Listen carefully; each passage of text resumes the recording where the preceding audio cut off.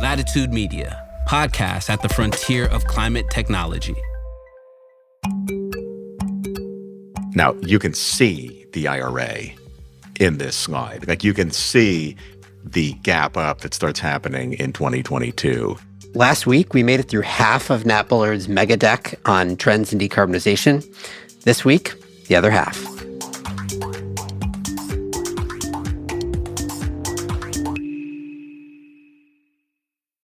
Let's face it, environmental news is often very depressing. That's why we focus on solutions on this podcast. But still, the climate crisis looms large. Rising temperatures, mounting pollution, environmental degradation, they're all warping the planet. And for a lot of species, including us, things don't always look so great. But the story doesn't end there. Every Friday, Living Planet, a show from Deutsche Welle, takes you behind the headlines to figure out what's happening and how we'll get through it. It'll also help you make better choices for a healthy planet and find space to reconnect with the beauty and wonder of the world around us. You can find Living Planet wherever you get your podcasts. I'm Shayle Khan. I invest in revolutionary climate technologies at Energy Impact Partners. Welcome. All right, here's part 2. If you don't know what I mean by that, you should go back and listen to last week's episode. But if you do, this is the second half of my conversation with Nat Bullard. All right, we're back. Let's start with category number 1 for today, category number 3 overall, which I decided to call the new third rail, which is ESG. And you have a bunch of interesting data on ESG in here. We also haven't talked about it a whole lot on this podcast. It's clearly become this like hot button political issue in the United States. And so the interesting question is, yes, it's clearly a political issue, but what is actually happening in terms of company ESG reporting and ESG fund flows and all these things that had grown up as ESG, the concept, had gained prominence. So let's start with ESG reporting from corporates. How has that changed? So I want to start by saying that, like, when I set out to do this, I did not anticipate having one slide out of every 8 be about sustainability, ESG, carbon markets, reporting, things like that. This is a case of sort of letting the data and letting the market lead you in a kind of constructive way. It was really interesting that this is where I devoted a lot of my time and attention to pulling information, because it is so hot button. It's such a third rail, as you rightly say. But let's dig in a little bit. So U.S. company ESG reports, this is some great research that the Harvard Law School Forum on Corporate Governance had put together. They did something that I find very useful and very kind of empathetic on behalf of practitioners, which is, let's just look at reports in a very blunt way. How big are they? How much information is included in what ways? When do they get published? So this was a fun slide to put together. The average number of pages for a sustainability report in 2021 was about 70 pages. It's gone up to 80 pages, 82 pages in 2023. But those report lengths range from 11 to 262 pages. I footnoted that, but kind of worth noting. That's not great. What's also not great is that the resolution, the data quality or the readability of this stuff has declined. And this is, frankly, a terrible outcome. So the number of reports that had an ESG data table, okay, like, to my mind, the minimum good grace you could give an analyst reading has gone from 76% to 54%. The number of reports that had a press release has gone down from about 76% to 50%. And now only 20% of these reports have even a summary or highlights version. It does sort of raise the question for me, what purpose are these reports serving if they are not conveying this very basic information? If this was the equivalent of like your annual report and you didn't have a summary data table in it would be ridiculous. Like, the market would be absolutely up in arms. Another thing, more of a neutral statement because I don't really have a comp to the rest of things, but the data publication is really interesting, that it clusters much later in the year than, say, an annual report does from any kind of listed public company. So like 28% of these things are published in April, and more like 75% of them are published between April and May and June, as opposed to being published in January or February. I mean, the story you could imagine telling about what this data is suggesting is that,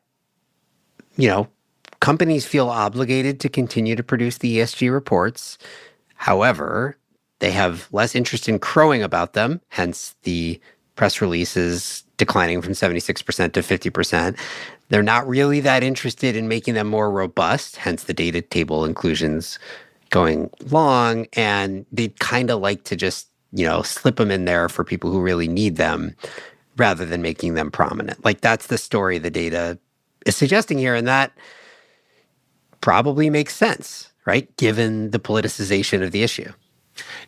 I could file this away again under markets respond to incentives. But it's also, I think, in the long run, maybe a Pyrrhic victory to sort of obfuscate your data by not putting it into a table, because for one thing, people will get it, and they may be less sympathetic to your position if they had to do a lot of extra work to get there. But also, you leave more to the discretion of those who are forced to do the work. You leave more to the discretion of those who have to go through the shoe leather cost of getting information out of your reports. All right. Speaking of, instead of now just ESG reports, but sustainable fund flows, because this is the other thing that ESG and sustainable funds, not the same thing, but related to each other. But you have a good slide on net fund flows into and out of quote unquote sustainable funds. How has that trended? So this is data from Morningstar, which helpfully publishes this all quarterly, and this is just for the U.S. But yeah, we had sustainable fund flows in late 2021 in the range of more than $20 billion of inflow a quarter. And it's been negative for the last 5 quarters, which de facto means that for the entire calendar year of 2023, we had negative flows into U.S. sustainable funds.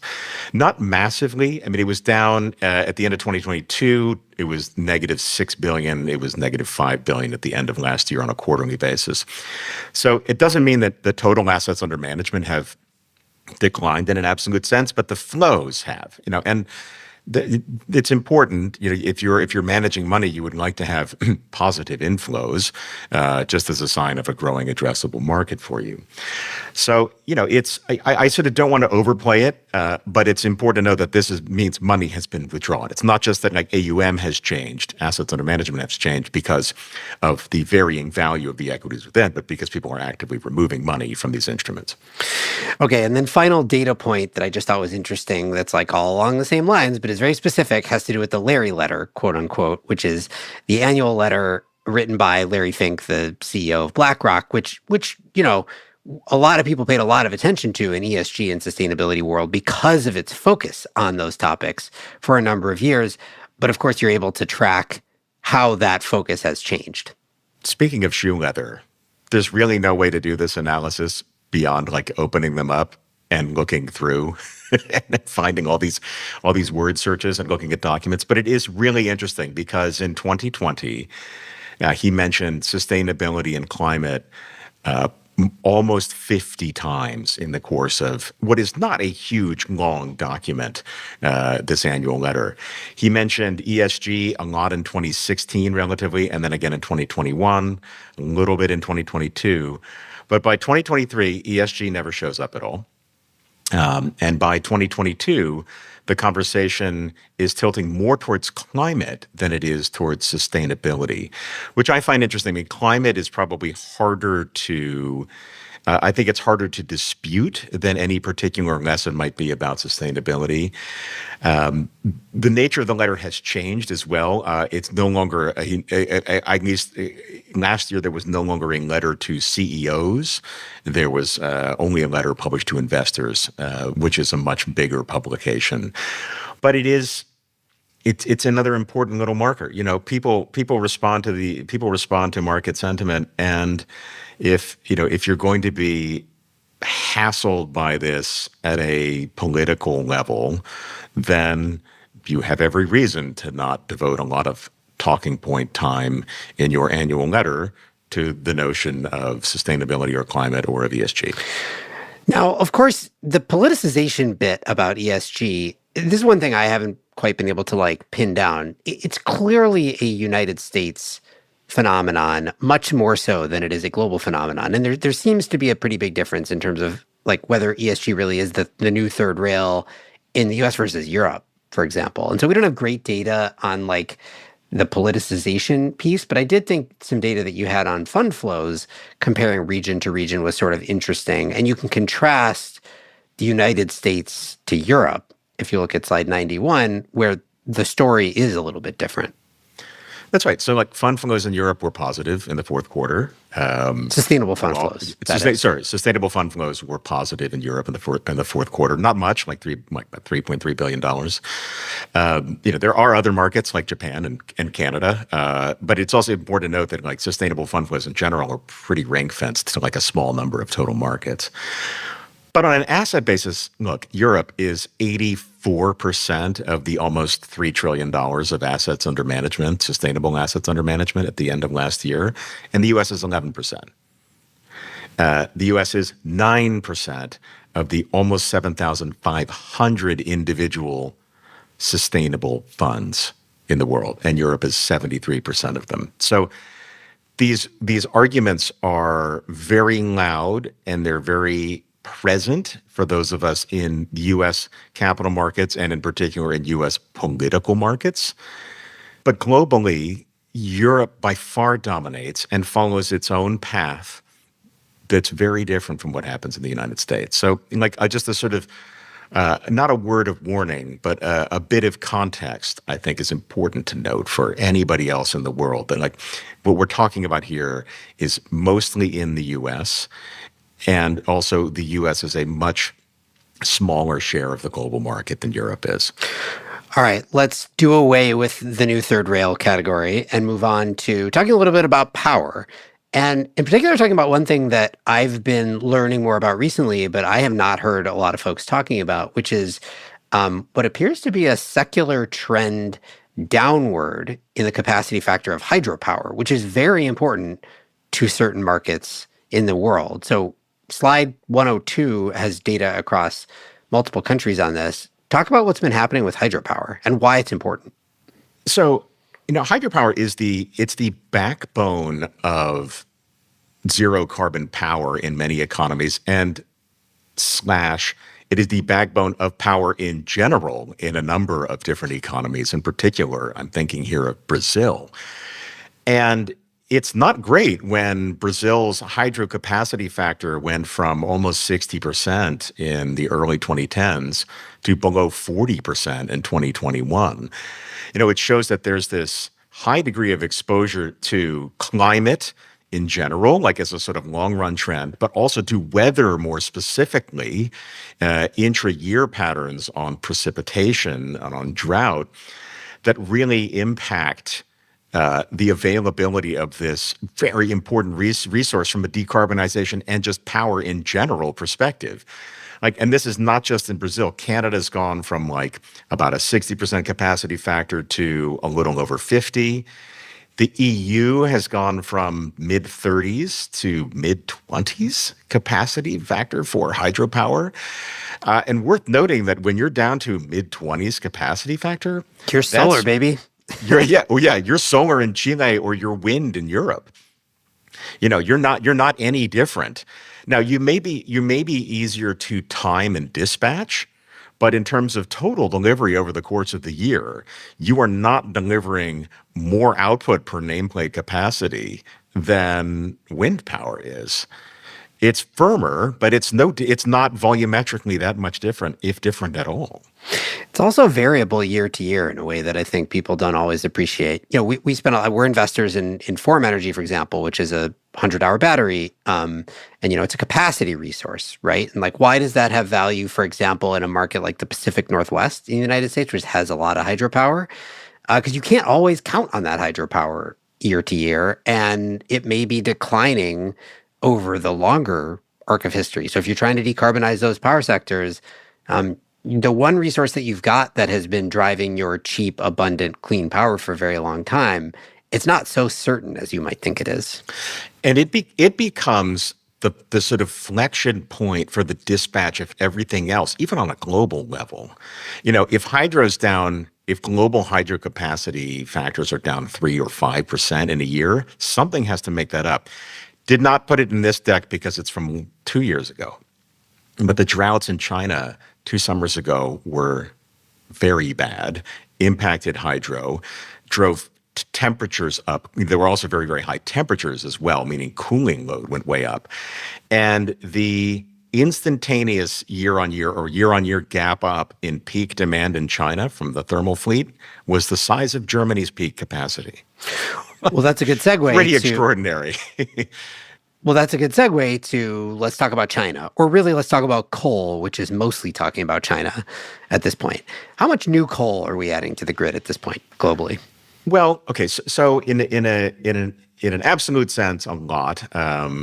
There was about in the first half of the year about 25 gigawatts of coal-fired power generation capacity added around the world, which is down from more than 100 gigawatts added in 2015.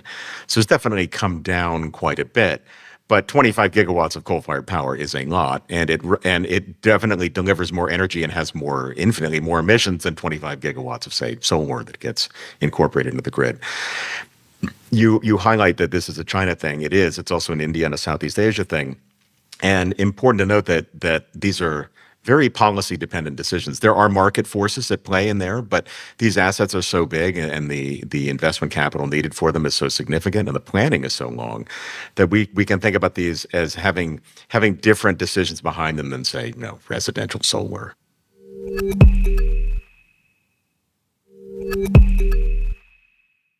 All right, one more thing in the power category. Let's talk about curtailment. This is one of these things that I hope we look back on at some point in the future and think, isn't it crazy that at some point back in the early 2020s when we were building a lot of new renewables and we hadn't quite figured out how to manage the grid with increasing penetration of renewables, we were literally just throwing about a lot of power into the dumpster effectively or into the ground and doing nothing with it. I hope that ends up being the case, because if not, the trajectory of curtailment in places that are adding a lot of renewables, so California being our perfect example, solar-specific issue, but let's just talk about California, the amount of curtailment that we are starting to do in California is quite high. It's very high. So, it's always in the spring. It's at a time when solar resource in particular is starting to ramp up and when grid demand itself is relatively subdued. And, the classic cases where you get the California duck curve of net, of like net generation going down something like negative is on, say, a very sunny, windy, cool afternoon in the spring on the weekend in California. But look, it's, not great that we curtailed more than 600 gigawatt hours of solar I think it was in April of 2023, up from in 2020, like half that much. Like, this is not a great use of things. It is a little bit more subtle, though, in the sense that if the economics don't support doing anything to non-curtail and they're doing anything to use that energy, then it won't be used. If transmission doesn't get built, obviously it won't be transmitted anywhere. If nothing emerges to sort of soak that up, then this is the economic decision. And batteries, as you know, in California are incentivized very specifically around essentially a 4-hour economic window. So it makes it hard to have the case right now to do anything with stored energy to take advantage of that right now. Maybe you could, we sort of joke about this. I think we probably didn't ask you that you could do cryptocurrency mining with with all of this. And we have in the past in a non-snarky way thought a lot about applications that might be available for this, or that might absorb this as available electricity as it comes on.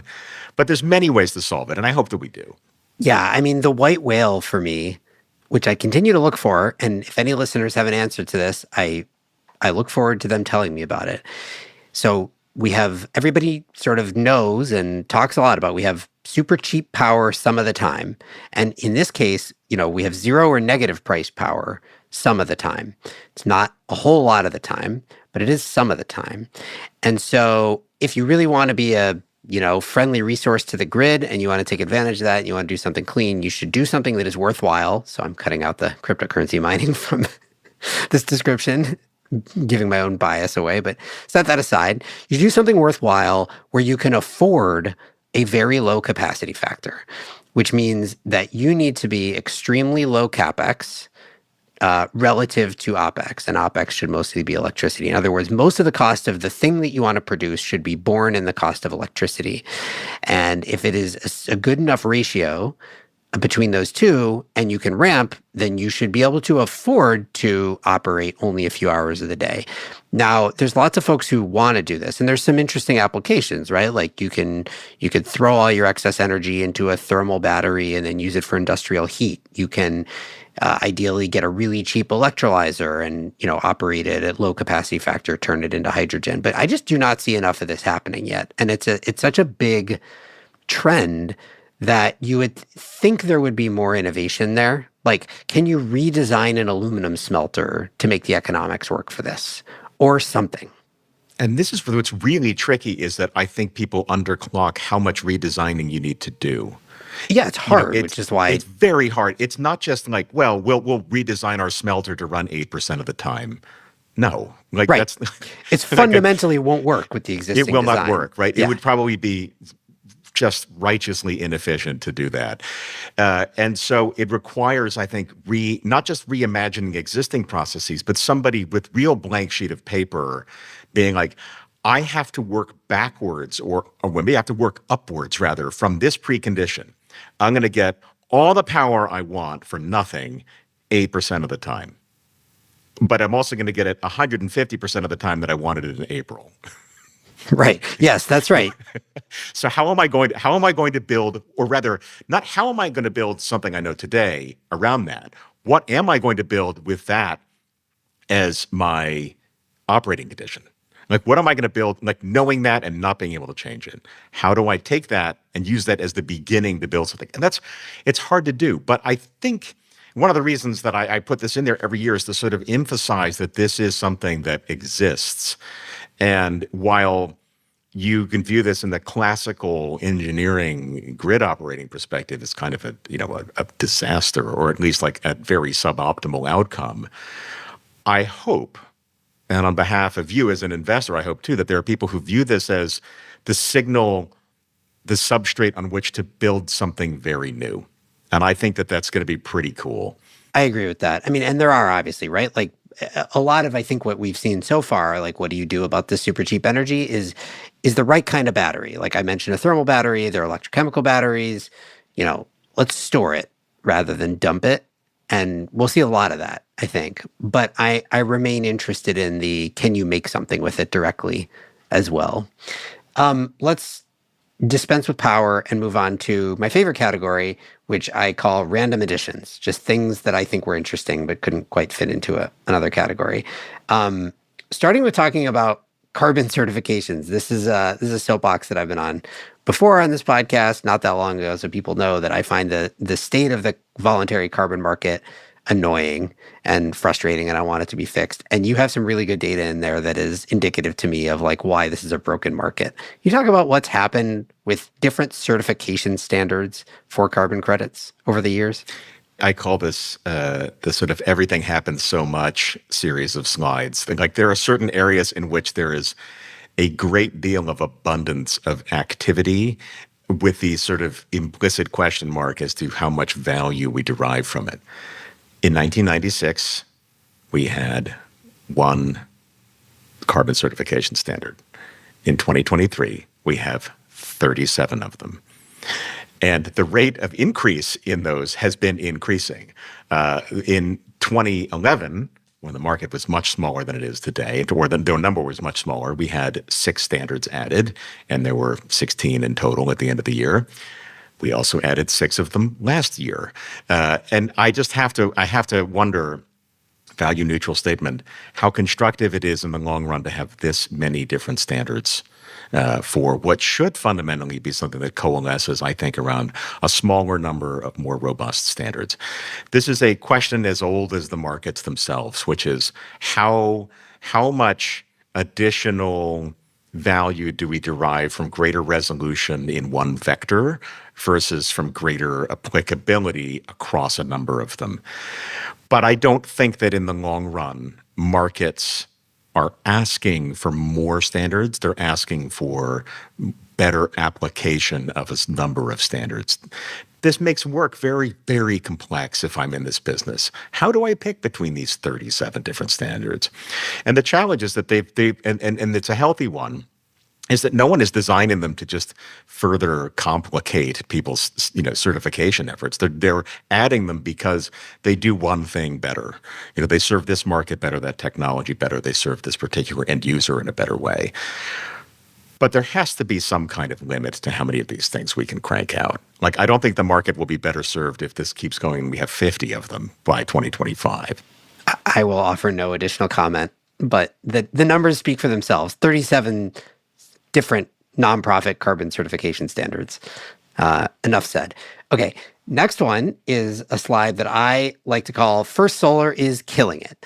Now, I want to talk about this one for a minute. So we're investors in Electric Hydrogen, which is an electrolyzer company, which is founded by two former successive CTOs of First Solar. And so as I've described the investment thesis, particularly in the early days when it was more of a bet on a team than it was really a bet on what they're actually doing now, I've had to tell this story a lot, but I do not think people appreciate how impressive First Solar is, which is, okay, so you and I both spent a lot of time in solar back in the late 2000s, right? And what happened during that time was literally over 100 new companies were founded or were scaling to do thin film solar, different versions of thin film solar. There was CIGS, there was amorphous silicon, and there was all these different technologies, including cadmium telluride, which is what First Solar was producing. But there were hundreds of them.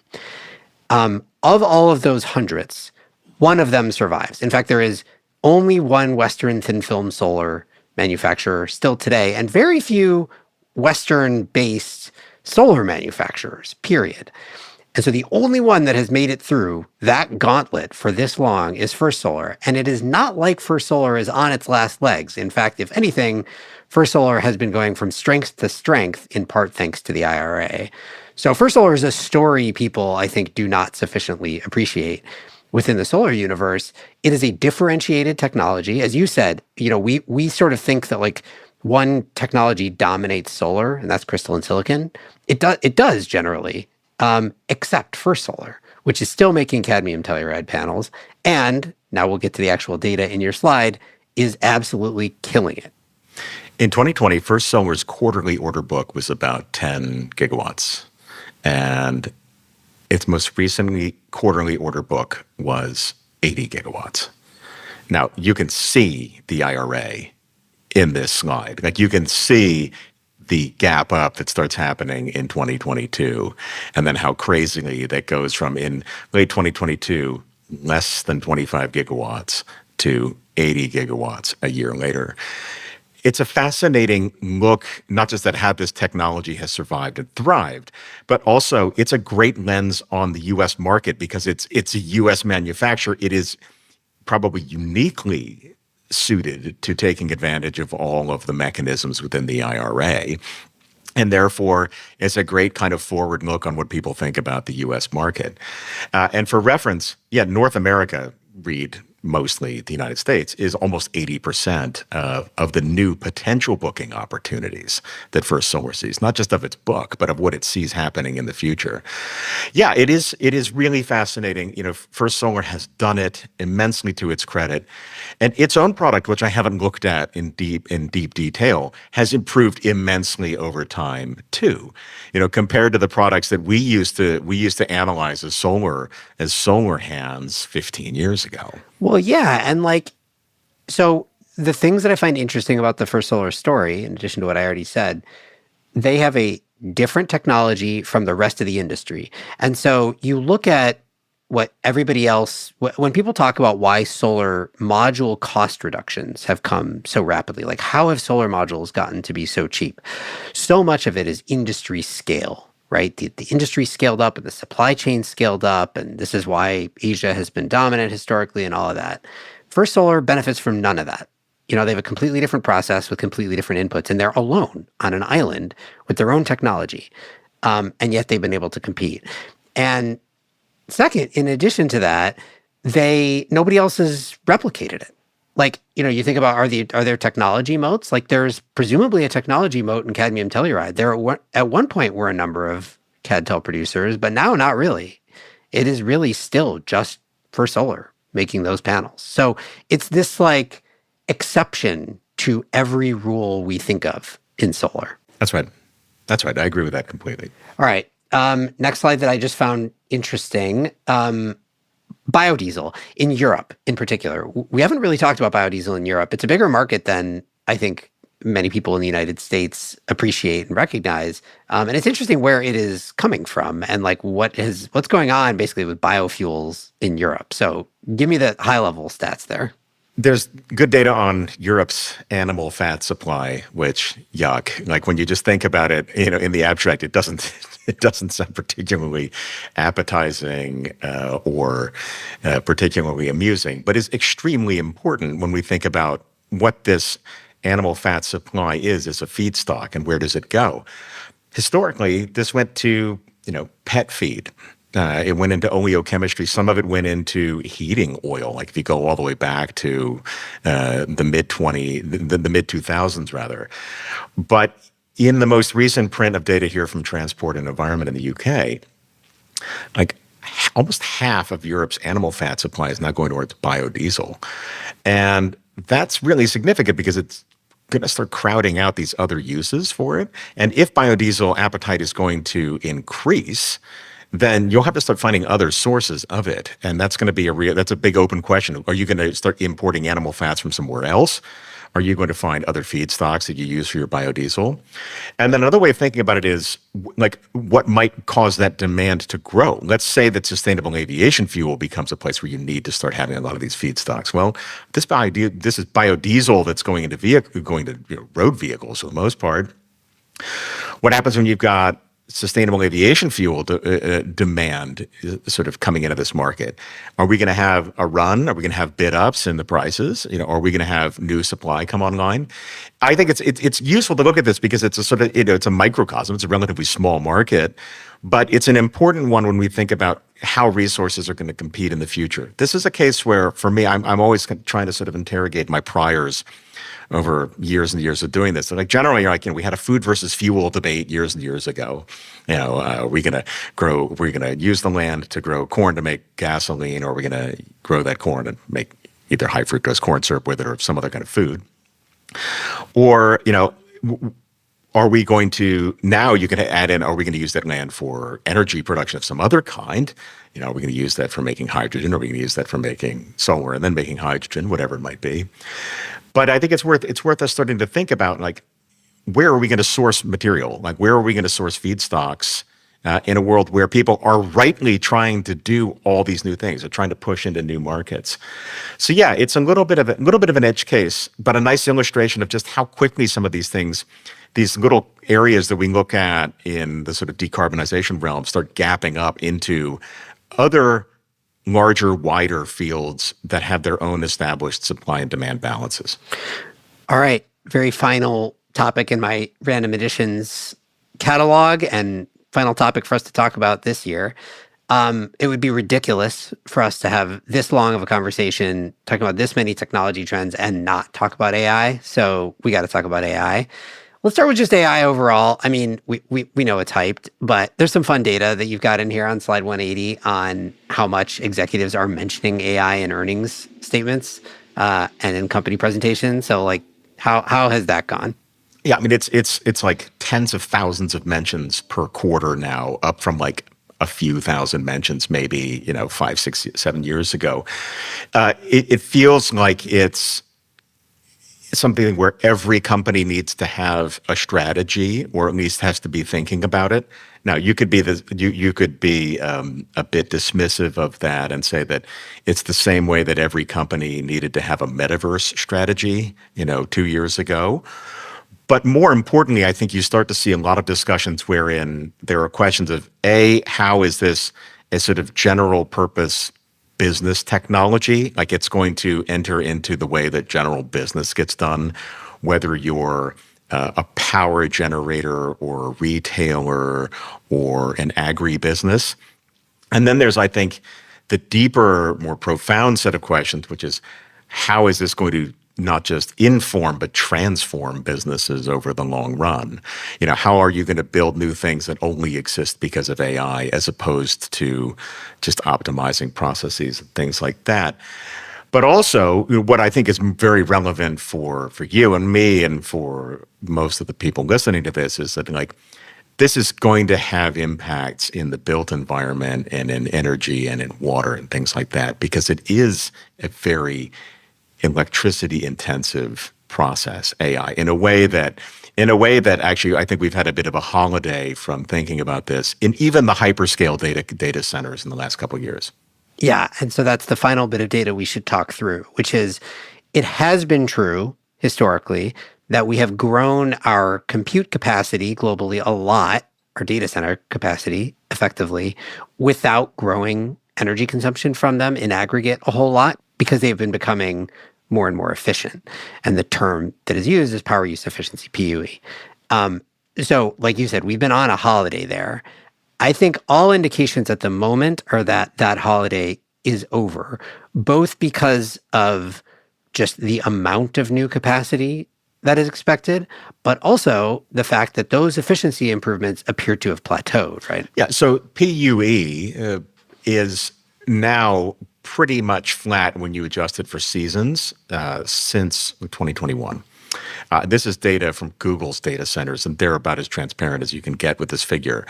And to be honest, look, there has to be some de minimis here. You cannot will away all of the energy use in your facilities. There are things besides compute that you do in buildings. Even if you want to run a building at 40 degrees centigrade inside, you still have to do air handling. You still have to pump water. You have to use energy for things other than compute itself. So that just can't, there has to be a floor on it. I don't know, maybe if you were running things at Lagrangian point 1 in deep space, cooled to absolute zero, and fueled by solar, you would have you would have a 1 PUE, but you can't really do that here on Earth. And so you're going to reach this floor. And so it's funny, in a way, we're almost all the way back to where we started with the sort of per capita or specific data versus growing bases. And we've reached it probably or very close to this particular way of measuring efficiency in data centers, but they're just going to grow so much that demand growth is going to come up. You can see it localized into places where particular grids are okay, I need to now incorporate a gigawatt worth of capacity, or I need to allocate that much. Gigawatts. Yeah. Oh my God. A gigawatt is nothing. If you're in Northern Virginia right now, a gigawatt would be I was saying on a unit basis. Yeah. On a unit basis. Yeah. Well, sure. Even so, gigawatts. Exactly. Plural. And so, I'm in Northern Virginia, and I'm I have to plan, I have to plan for load growth and a specific kind of load growth. I'm not planning for subdivision cul-de-sac load growth here. I'm planning for industrial load growth of the sort that grids haven't known since maybe they were building greenfield smelting capacities or things like that. And it's a really big challenge. Fortunately, it's happening with a good deal of sunlight on it. I think a lot of players involved are being clear about it, and you kind of can't hide it that this is happening. And so I'm very curious to see, one, where this trend evolves. Two, what comes along to change it. The answer to AI data consumption growth or energy consumption growth is probably AI, finding other applications for it. And we see these from some of the providers. I would also add that making sure that there's a lot of utility in decarbonization for your AI applications. You can see that with some of the work that's being done, not just around data centers themselves, but some of the work that the big AI companies have done in looking at, say, airline emissions or the forcing effects for global warming from airplane contrails. What happens if you can redirect flights based on AI and computation and analysis to reduce the forcing that comes from contrails? Fascinating stuff like this. I also think about all the applications you could get from new understandings of materials, of crystals, of things like that, new applications in proteins that come from protein folding problems that have been solved with AI. And so hopefully we find all of these things being used to decarbonization effect to some degree, because they are going to be using a lot of energy and more energy in the future. All right, Nat, we've done it. We've gone through 30-ish of your 200 slides. Thank you for letting me pick and choose and for spending some time again. Always a pleasure, Shayle, and I look forward to the next one. Nat Bullard is a longtime climate tech analyst and writer. He is formerly of Bloomberg, now doing his own thing, including writing this deck. This show is a production of Latitude Media. You can head over to latitudemedia.com for links to today's topics. Latitude is supported by Prelude Ventures. Prelude backs visionaries accelerating climate innovation that will reshape the global economy for the betterment of people and planet. Learn more at preludeventures.com. This episode was produced by Daniel Waldorf. Mixing by Roy Campanella and Sean Marquand. Theme song by Sean Marquand. I'm Shayle Khan, and this is Catalyst.